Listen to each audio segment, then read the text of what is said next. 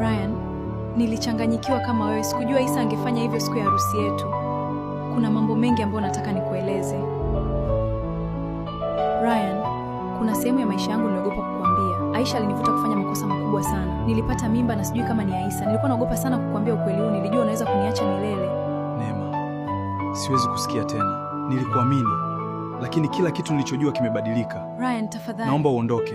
Nahitaji kuwa peke yangu.